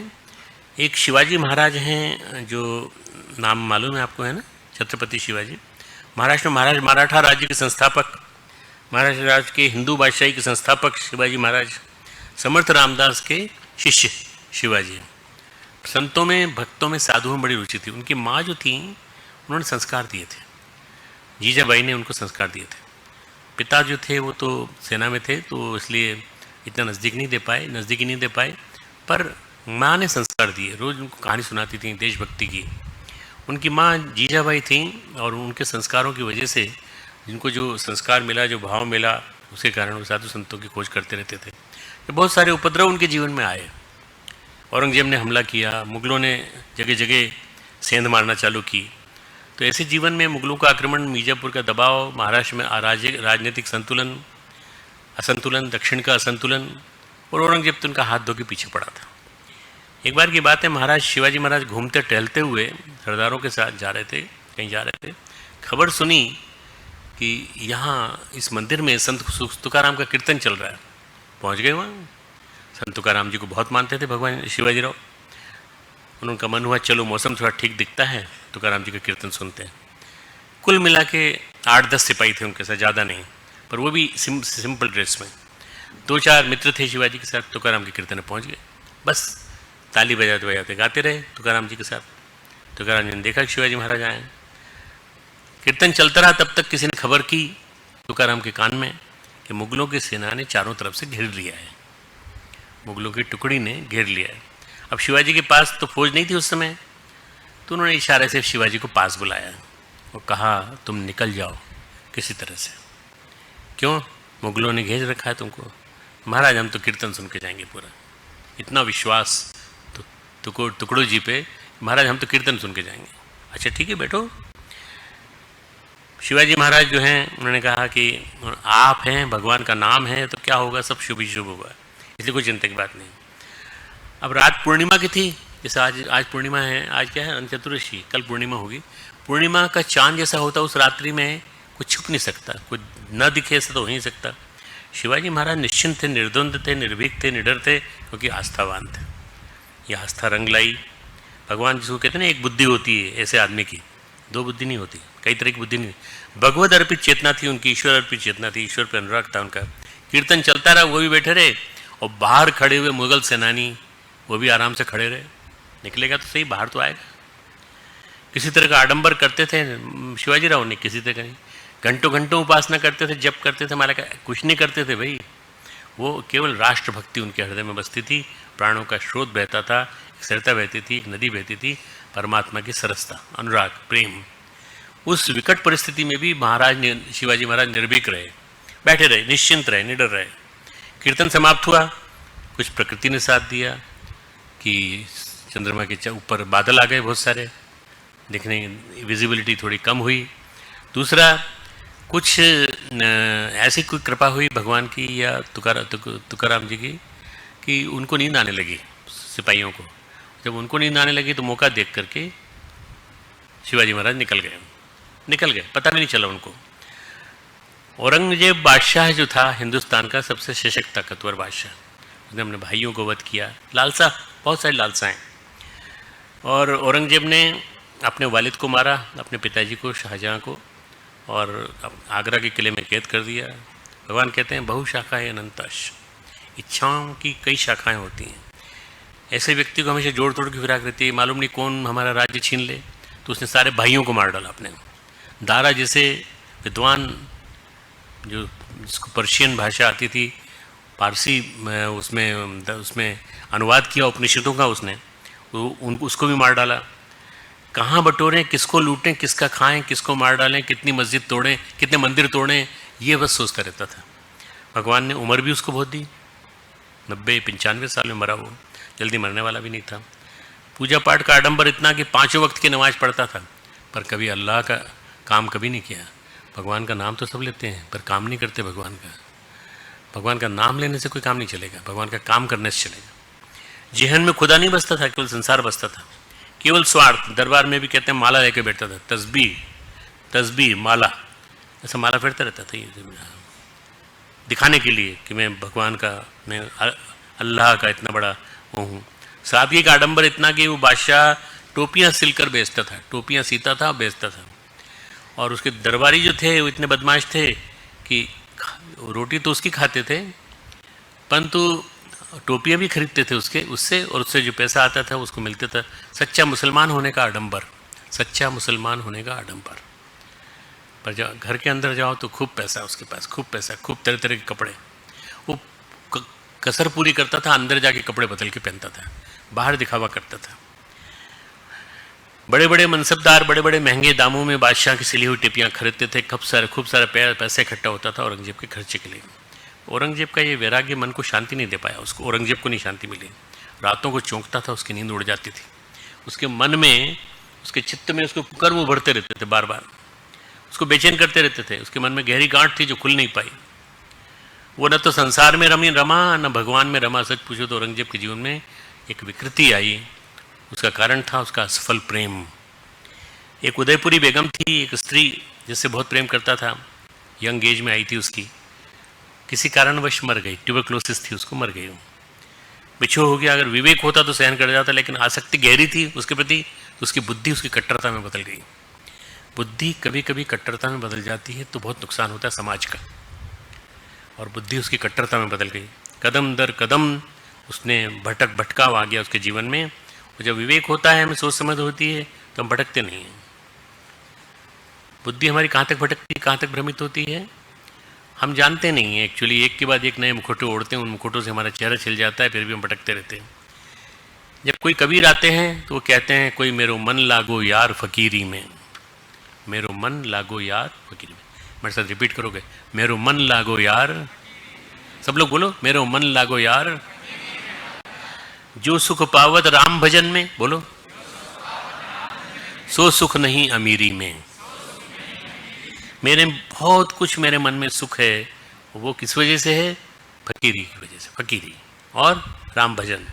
इंग्लैंड में एक बड़े विद्वान हुए, बड़े वैज्ञानिक हुए हैं, बड़े ही चिंतक, बायोलॉजिस्ट, फिलोसोफर। उनका नाम था Aldous Huxley. Aldous Huxley, HUXLEY, Huxley.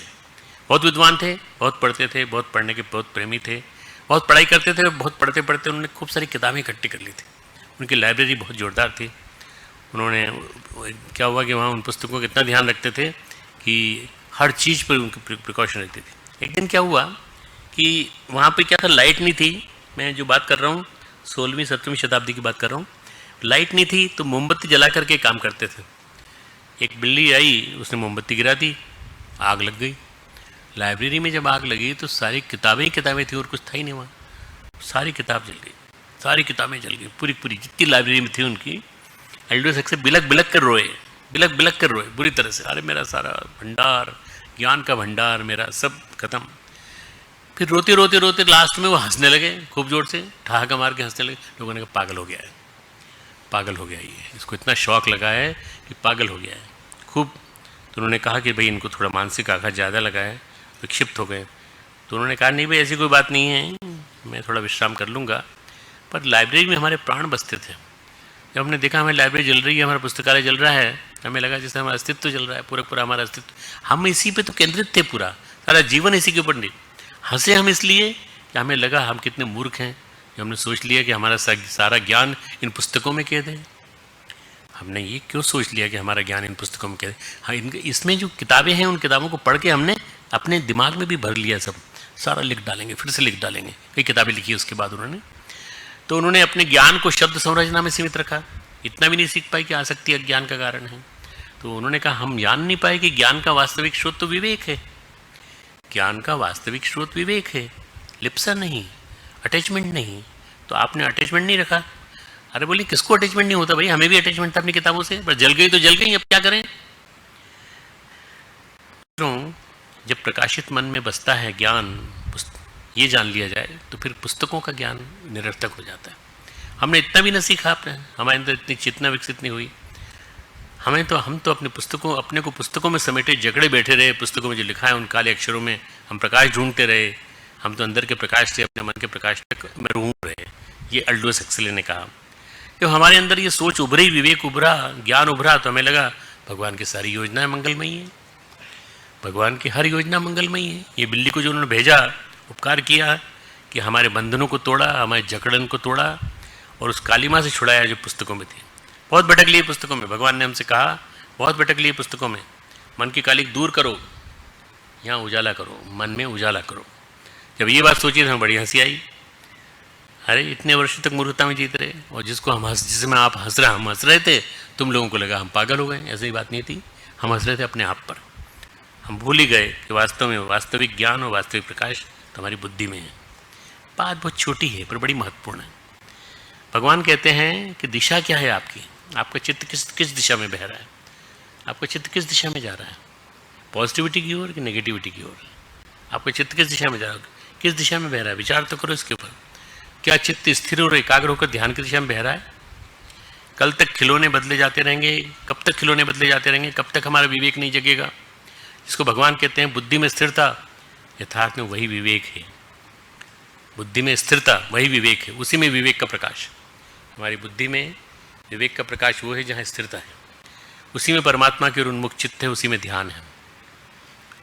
ध्यान की कुछ परिभाषाएं हैं, नोट करना चाहो तुम नोट कर सकते हो। ध्यान चित्त की नैसर्गिक और स्वाभाविक अवस्था है। ध्यान चित्त की नैसर्गिक और स्वाभाविक अवस्था है। नैसर्गिक यानी प्राकृतिक, स्वाभाविक अवस्था है। ध्यान चित्त की अविभाजित अवस्था है। चित्त की अविभाजित अवस्था है, जहाँ हमें वहाँ पर टिक जाएं, ठहर जाएं, कुछ भी करना हो उससे, चाहे हम जप करें तो, चाहे हम ध्यान करें तो, जो भी हम करें वो जागरण में करें, हम सोएं नहीं। विविध प्रकार की भ्रांतियां हमको घेरे हुए हैं, विविध प्रकार के आडंबर हमारे जीवन में फैला रखे हैं। छोड़ दो ना आडंबरों को। विचित्र विचित्र बातें दिमाग में संजो रखी हैं। विचित्र प्रकार की इच्छाओं से, ईर्ष्याओं से घिरे हुए व्यक्ति के मन में जब एक उनसे वो आती है, वैराग्य आता है, तो ध्यान हो जाता है। हमने कभी अपनी छानबीन की नहीं, कभी अपनी छानबीन, अपनी एनालिसिस की नहीं। बाहर दिया जल रहा हो, अंधेरा में अंदर से नहीं मिटता, दिया अंदर जलाना पड़ेगा। दिया अंदर जलाओ। अपने अंदर दिया जलाना ध्यान है। अपने अंदर दिया जलाना ध्यान है। बुद्धि को बोध प्रदान करने वाली प्रक्रिया ध्यान है। बुद्धि को बोध प्रदान करने वाली प्रक्रिया ध्यान है। बुद्धि को विखंडित करने वाली बहुत शाखाएं, अनंत भागों में बांटने वाली चीज़ें, संसार और लालसाएं, इतना बंटवारा क्यों भटक रहे हैं हम? क्या सुख मिल जाएगा इनको? यहाँ से मिल जाएगा, वहाँ से मिल जाएगा, कहीं से कुछ नहीं मिलेगा। सब जगह केवल पीड़ा ही पीड़ा मिलेगी। पीड़ा का स्रोत कहीं बाहर नहीं है। पीड़ा का स्रोत हमारी वृत्तियों में है, हमारी टेंडेंसीज, हमारे वर्किंग कैटेगरी में, वर्किंग प्रॉब्लम्स, हमारी कामना और कुंठाओं में, हमारे भटकन में है, जिसको कुछ भी मिल जाने पर संतुष्टि नहीं होती। औरंगजेब भावनात्मक रूप से असंतुष्ट था और अंत तक असंतुष्ट रहा। सबका हिस्सा मारा, खा गया, सबका हिस्सा मारा, सारे भाइयों का हिस्सा ले गया, तड़पता ही रह गया। इतना बड़ा साम्राज्य पाकर भी भिखारी का भिखारी बना रहा। सारा जीवन उसने आडंबर और ढोंग में बिता दिया। कितने परोपकार किए जा सकते थे, न जाने कितने मदरसे खुलवा सकता था, न जाने कितने स्कूल खुलवा सकता था, न जाने कितने अनाथालय खुलवा सकता था। पर एक साम्राज्य का सम्राट कितना परोपकार कर सकता था, लेकिन कुछ नहीं कर पाया। पहले राजा लोग कितनी रानियां रखते थे, कितनी शादियां करते थे, और एक शादी से तृप्ति नहीं तो 2 शादी, 4 शादी, 8 शादी करते थे। शिवाजी महाराज जब युद्ध कर रहे थे औरंगजेब से, बीजापुर के सुल्तान की पुत्र वधू, जिसको उनके सेनापति हरण करके लाए थे, उनके बारे में कहा कि बहुत सा खजाना मिला महाराज, पर सबसे एक नायाब हीरा मिला है। बहुत सारा खजाना मिला, पैसा है अंदर रखवा दिया है, पर नायाब हीरा मिला है, उसको हम आपके सामने प्रस्तुत करना चाहते हैं। करो। उनको मुगलों की नकल कर रहे थे जो उनके सेनापति थे। मुगल लोग क्या करते थे, औरतों को लूटते थे, बच्चों को मारते थे, लोगों को की महिलाओं को, लड़कियों को, कन्याओं को, औरतों को उठा ले जाते थे। शिवाजी ने कहा ऐसा क्या तोहफा है? तो उन्होंने कहा जो हमारा दुश्मन है उसकी पुत्र वधू गोहर बानो, नई उम्र की स्त्री, मुश्किल से 17 साल की, बहुत ही सुंदर, बहुत ही जहीन सेनापति ने उसे शिवाजी के सामने रखा। ये है तोहफा आपके लिए आज। गोहर बानो ने घूंघट उठाया। शिवाजी के मुंह से निकला, काश मेरी माँ इतनी सुंदर होती तो मैं भी इतना सुंदर होता। काश मेरी माँ इतनी सुंदर होती कि मैं भी सुंदर होता। आप तो हमारी माँ की तरह हैं। उन्होंने तत्काल अपने सेनापति को निर्देश दिया, ये नारी, ये स्त्री हमारी माँ की तरह आदरणीय है। बीजापुर नवाब से हमें दिक्कत हो सकती है, सुल्तान से हमारी परेशानियाँ हो सकती हैं, पर इनसे हमें कोई दिक्कत नहीं। इनका आदर करो, सत्कार पूर्वक परिवार के साथ वहाँ उनके परिवार से छोड़ा जाए। हम स्वराज्य का सपना देख रहे हैं, भ्रष्ट जीवन का स्वप्न नहीं देख रहे हैं। हम स्वराज्य का सपना देख रहे हैं महाराष्ट्र के माध्यम से, और हम भ्रष्ट जीवन का सपना नहीं देख रहे हैं। हम सदाचारी जीवन का सपना देख रहे हैं। भारतीय संस्कृति, हिंदू संस्कृति के मूल्यों की रक्षा करना हम चाहते हैं, और तुम हमको भ्रष्ट बना रहे हो। आज से हमारा कोई भी सिपाही, कोई भी सैनिक किसी धर्म ग्रंथ को, किसी धर्म स्थल को, किसी नारी को नुकसान नहीं पहुंचाएगा। सभी स्त्रियों को सम्मान की नज़र से देखेगा, और अगर वो देखेगा असम्मान की नज़र से तो उसको कठोर दंड मिलेगा। ये कहते हैं असली महाराज शिवाजी राव हमारे वाला। गौहर बानो ने ये चरित्र देखा शिवाजी का, उसने देखा कि मुगलों में और हमारे शिवाजी महाराज में क्या अंतर है। जिस सिंहासन पर बैठ के शिवाजी राजा थे, बड़े राजा थे, सामाजिक अधिपति थे, उनमें कितना विवेक जीवित है। लालसाओं से मुक्त है मन उनका, तृप्ति नहीं है। ऐसा व्यक्ति जो अपने साम्राज्य को अपने गुरु की झोली में डाल सकता है। कहते हैं कि समर्थ गुरु रामदास आए, उन्होंने भिक्षा मांगी। उन्होंने कहा भिक्षाम देही। उन्होंने सोचा गुरु आए तो क्या भिक्षा में क्या दें। उन्होंने अपने पेशवा पंत से मोहर बनवाई, एक सील, नोट लिखवाया, रसीद लिखवाई और कहा मैं क्या दूं। तो अपने गुरु को समूचा मराठा साम्राज्य और सिंहासन अपने गुरु की झोली में डालता हूँ, सब कुछ अपने गुरु की झोली में डालता हूँ। समर्थ ने देखा ये कागज़ क्यों डाल दिया तूने इसमें, ये कागज़ में डाला है आपके पढ़ने के लिए, पढ़िए। शिवाजी ने कागज़ पढ़ने के लिए दिया। कह रहे इसके बदले में तो दो मुट्ठी चावल डाल देता, पका के खा तो लेते, ये क्या डाल दिया तूने। कागज़ पढ़ा गया तो पूरा मराठा साम्राज्य मैं अपने गुरु को देता हूँ। अरे भाई तू राजा है, सम्राट है, तू शासन कर, मैं क्या करूँगा तेरे शासन का। मेरे बिहाफ पे तू शासन कर, मेरी स्थिति में तो ये मान के चल कि मेरे गुरु राज्य कर रहे हैं, बस तू शासन कर। अच्छा चल मेरा प्रतिनिधि बनकर शासन कर। वो दिन था, वो घड़ी थी जब मराठों का ध्वज भगवा हो गया। उसी दिन से समर्थ गुरु रामदास के संन्यास रंग में मराठा साम्राज्य रंग गया। वो जो भगवा रंग था, जो प्रकारांतर से शिवाजी महाराज के विवेक और वैराग्य की ज्वाला थी। शिवाजी महाराज के अंदर विवेक और वैराग्य जो जागा और जो मराठा राज्य था उसका रंग वो जागा। अगर बुद्धि इस तिकड़म में बनी होती, तिकड़म से घिरी होती, तो क्या शिवाजी महाराज मराठी साम्राज्य को अपने गुरु को दान में दे देते?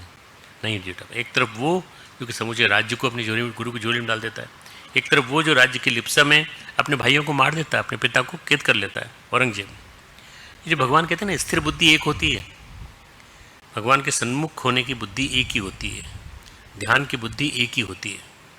संसार की बुद्धि बहुत भेदों वाली होती है, बहुत भेदों वाली। कभी कहती है शेयर बाज़ार में पैसा लगा, कभी कहती है ज़मीन खरीद ले, कभी कहती है अपने बेटों को ये कर, मिनिस्टर बना, राजनीति में भेज। ये कई तरह से भेद डालती है और संसार की बुद्धि तृप्त नहीं होने देती कभी। हमारा व्यक्तित्व का आंतरिक विभाजन होता रहता है, अल्टीमेटली हम पूरी तरह से विभाजित व्यक्तित्व वाले हो जाते हैं। हमें क्या चाहिए बताइए, विभाजित व्यक्तित्व, डिवाइडेड पर्सनालिटी या अविभाजित व्यक्तित्व? बताओ कौन सा व्यक्तित्व चाहिए? विभाजित, अविभाजित। अशांत जीवन या शांत जीवन? तो अविभाजित में शांत जीवन मिलेगा। भगवान हमारे सामने दोनों पहलू जीवन के रखते हैं। हमें क्या चाहिए, योग या रोग? रोग नहीं चाहिए। रोग जो आएगा विभाजित व्यक्तित्व से। जितने हम विभाजित होंगे उतने ही रोगी होंगे, जितने हम अविभाजित होंगे उतने योगी होंगे। बिल्कुल स्पष्ट। जितने अविभाजित उतने योगी, जितने विभाजित उतने रोगी। भगवान कहते हैं अशांति में सुख नहीं है, शांति में तृप्ति नहीं है, अशांति में संतोष नहीं है। एक छोटा सा लाइन है दूसरे अध्याय में अशांतस्य कुतः सुखम, अशांतस्य कुतः सुखम, एक श्लोक का सार है। अशांत व्यक्ति को सुख नहीं मिलता। तो अशांति चाहिए कि शांति चाहिए? शांति चाहिए। अशांत व्यक्ति को सुख नहीं मिलेगा। चयन हमारा है, चुनाव हमारा है। फिर से एक बार सोचें कि हमें किसका चरित्र पसंद है। हमने दो चरित्र बताया तुमको, औरंगजेब और शिवाजी। किसका चरित्र पसंद है? सब लोग एक मत से राजी हो कि शिवाजी का चरित्र राजी है? ठीक। तो गोहरबानों के सामने झुकता है वो, या जिसने वासनाओं की दृष्टि से, लालसाओं की दृष्टि से अपने पिता से लेके सबको कैद में रखा। अगर ना होता साम्राज्य तो क्या होता? जितना हमारी भवितव्यता है, नियति हमें मिल ही जाता। इतने महापातक करने की क्या जरूरत थी औरंगजेब को? लेकिन बुरे समय कोई, और था बहुत विद्वान भी था, पैसे वाला भी था, सब कुछ था, पर उसने जो पतन की दिशा चुनी उसी की वजह से सब हुआ। बात ये नहीं कि सब सुख साधनों से होते हैं, ज्ञान से होते हैं। व्यक्तित्व में वो जो अडिग होता है। भगवान श्री राम राजा थे या वनवासी, लेकिन उनका व्यक्तित्व अविचलित था। भगवान राम का व्यक्तित्व अविचलित था। भले राम थे तो, भले वनवासी थे तो, वाले राजकुमार थे, राजा थे, तो ये वनवासी है। इसीलिए कहते हैं निष्कामता चाहिए हमको, इसीलिए कहते हैं अनासक्ति चाहिए हमको, निरहंकारिता चाहिए हमको। निष्कामता, अनासक्ति, निरहंकारिता, ये 3 हमारे जीवन की सबसे बड़ी आवश्यकता है। इनके माध्यम से हम अच्छे बन सकते हैं। जीवन का प्रवाह वो जो हमको ध्यान की ओर चल पड़े। जिसके कदम ध्यान की ओर बढ़ेंगे उसके कदम शांति की ओर बढ़ेंगे। जिसके कदम ध्यान की ओर बढ़ेंगे उसके कदम शांति की ओर बढ़ेंगे। जिसके कदम कई इच्छाओं की ओर बढ़ेंगे उसके कदम अशांति की ओर बढ़ेंगे। लालसाओं की ओर बढ़ेंगे, वासनाओं की ओर बढ़ेंगे तो कदम अतृप्ति की ओर बढ़ेंगे, हम अशांत हो जाएंगे। एक महीन सी दीवार है, महीन सा पर्दा है। विवेक के इस पार दुख है, उस पार सुख है। हम विवेक के रास्ते चल देते हैं तो हम सुख के रास्ते चल देते हैं, शांति के रास्ते चल देते हैं। और जब तक हम विवेकहीनता के रास्ते चल पड़ते हैं तो दुख के रास्ते चल पड़ते हैं। विवेकहीनता ना अपनाएं अपने जीवन में, विवेक को अपनाएं। चयन हमारा है। भगवान तो केवल बताते हैं, वो कहते हैं किस तरह से हम बार बार विभाजन करते हैं अपने जीवन और अपनी चेतना का। सत्ता तो हमें अखंड चाहिए, शक्ति हमें अखंड चाहिए, संपत्ति हमें अखंड चाहिए, लेकिन विडंबना ये कि जीवन हमें अखंड नहीं चाहिए, चेतना हमें अखंड नहीं चाहिए। चेतना अगर अखंड चाहिए, अविभाजित चाहिए, तो हमें कोशिश करना चाहिए कि अपना चयन सही करें। भगवान कहते हैं कि आप अखंड हो या खंडित, ये आपके हाथ में है। योगी हो तो बुद्धि एक ही होगी, निश्चयात्मिका बुद्धि। किंतु रोगी हो, भोगी हो तो बुद्धि अनंत शाखाओं वाली होगी। रोगी हो, भोगी हो तो तुम्हारी बुद्धि अनंत शाखाओं वाली होगी। इस विभाजन की कोई सीमा नहीं है, कहीं कोई गति नहीं है। इससे बुद्धि विभाजित होती चली जाएगी, लेकिन मार्ग वही है जो हमें शांति दे, जो हमें सुख दे। मार्ग वही है जो विवेक के प्रकाश को बढ़ाता रहे, निरंतर बढ़ाता रहे। हमें तलाश अपने चित्त में करनी है, अपने विभाजित चित्त की ओर नहीं, निरुद्ध चित्त की ओर बढ़ना है। निरुद्ध चित्त, योग चित्तवृत्ति निरोध। योग हमारा जो है चित्तवृत्ति को निरुद्ध करने की दिशा में ले जाता है। हमें भ्रांति को प्रगाढ़ नहीं करना, भ्रांति की सघनता नहीं लानी, हमें ध्यान को सघन करना है, हमें ध्यान को अखंड करना है। आज के बाद भ्रांतियों में मत पड़ना तुम लोग। आज के बाद तुम लोग अपने जीवन को विवेक और वैराग्य, इन 2 चीज़ों में लगाना। आज की क्लास समाप्त ये वाली, और आरती के लिए आ जाओ। पर जो पीछे वाले हैं वो नहीं आ पाते, पीछे वालों को आने दो ना थोड़ा सा। अगली क्लास अपनी जो है वो ध्यान की होगी, वो 18 तारीख की शाम को होगी, बुधवार की शाम को।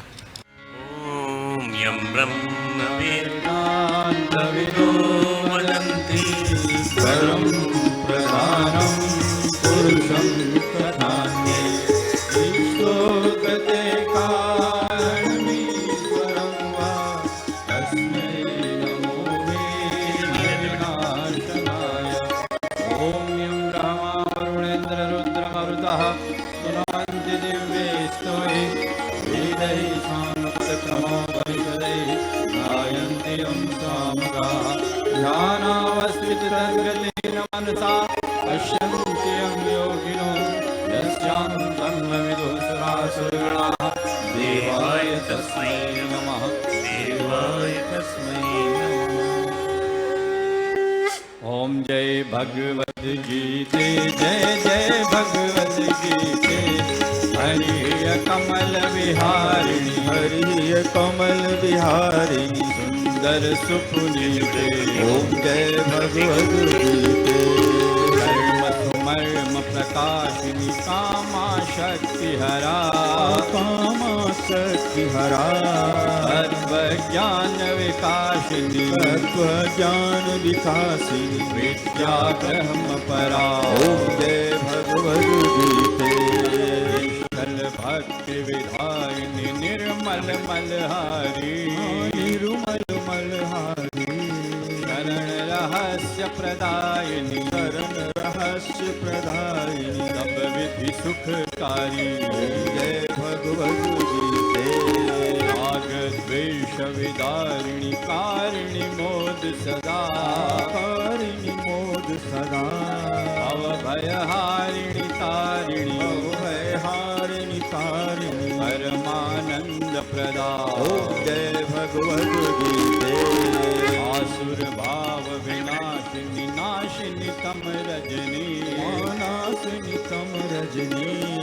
दैवी सद्गुणदायिनी, दैवी सद्गुणदायिनी, हरि रसिका सजनी। ओम जय भगवद गीते। समता ममता त्याग सिखावनी हरिमुख की वाणी, हरिमुख की वाणी।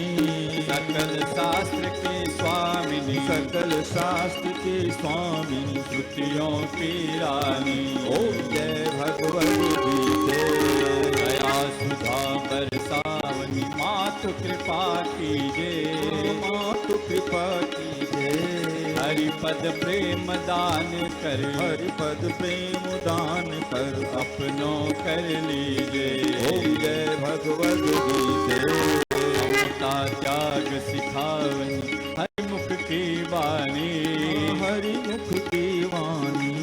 सकल शास्त्र के स्वामिनी, सकल शास्त्र के स्वामिनी, श्रुतियों की रानी। ओम जय भगवद गीते। आसुर भाव विनाशिनी नाशिनी तम रजनी, नासिनी तम रजनी। दैवी सद्गुणदायिनी, देवी सद्गुणदायिनी, हरि रसिका सजनी। ओम जय भगवद गीते। दया सुधा बरसावनी मातु कृपा कीजिए, मातु कृपा कीजिए। हरिपद प्रेम दान कर, हरिपद प्रेम दान कर, अपनों कर लीजिए। ओम जय भगवद गीते। जय भगवत गीते, जय जय भगवद गीते। हरि कमल विहारी, हरि कमल विहारी, सुंदर सुपुनीते। ओम जय भगवद गीते। ओम जय भगवद गीते। ओम जय भगवद गीते। ओम जय भगवद गीते। जय जय भगवद गीते। हरि कमल विहारी, हरि कमल विहारी, सुंदर सुपुनीते। ओम जय भगवद गीते। जय जय भगवद गीते। ओम जय भगवद गीते। ओम जय भगवद गीते। दोनों हाथ ऊपर करें और प्रार्थना करें कि हमारी बुद्धि हमेशा ऐसे सन्मार्ग की ओर चले, ऐसे संग सत्संग में लगे, ऐसे संकीर्तन के माध्यम से हम अपने जीवन को बदलें। ओम स्तुता मया वरदा वेद माता प्रचोदयन्तां पावमानि ज्ञानं वायु प्राणं प्रजां पशुं कीर्तिं द्रविणं ब्रह्मवर्चसं मह्यं दत्त्वा व्रजत ब्रह्मरूपम्।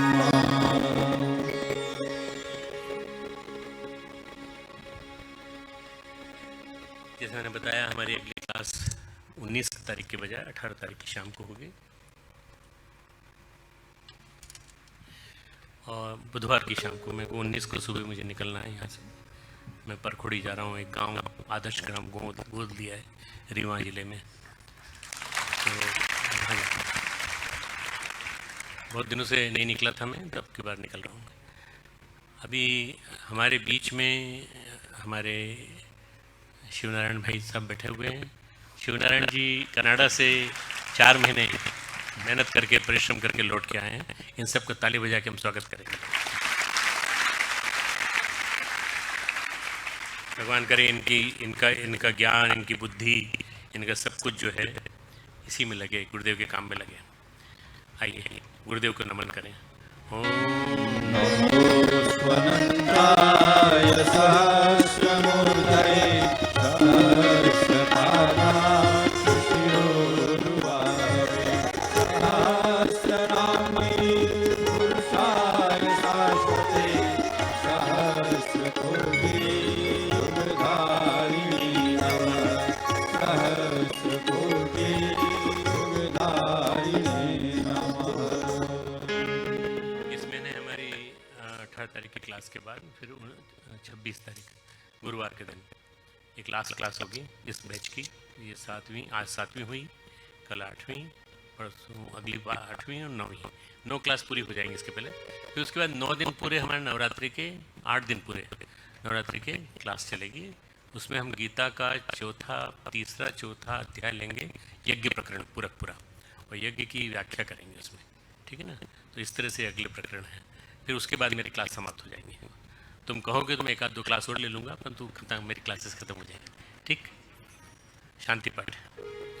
ओम द्यौः शान्तिरन्तरिक्षगं शान्ति पृथिवी शान्ति।